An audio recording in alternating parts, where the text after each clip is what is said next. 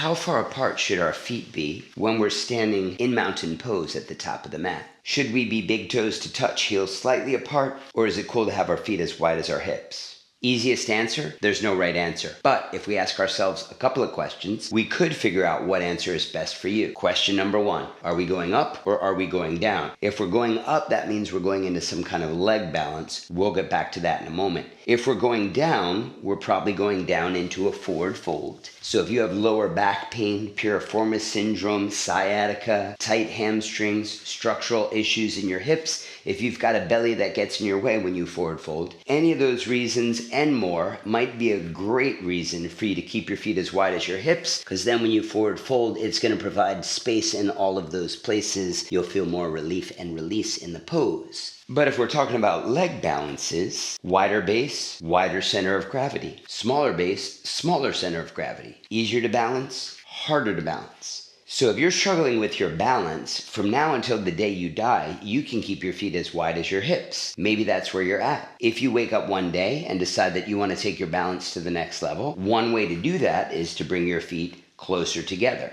Here's something to think about also along those lines. If we're coming into a leg balance like tree pose, if I've got a wide base, the first thing I'm going to have to do to come into that leg balance is shift my center of gravity over the standing leg. And then it'll probably make sense for me to drag that lifted leg in a little bit towards the midline of the body so that when I lift it up, it's less likely to knock me off balance. When we start with our feet together, we're already learning how to balance along those lines. So to come into a leg balance from here, all I've got to do is slide that foot up the midline of the standing leg, take the leg out to the side, and there I'm in tree pose. So by having your feet closer together, you're already half the way there towards learning to balance on one leg. With a wider base, it's just going to be more of a stretch to get there. Let me know if you have any questions in the comments. Please like and subscribe if you found this useful, and I'll see you in the next video.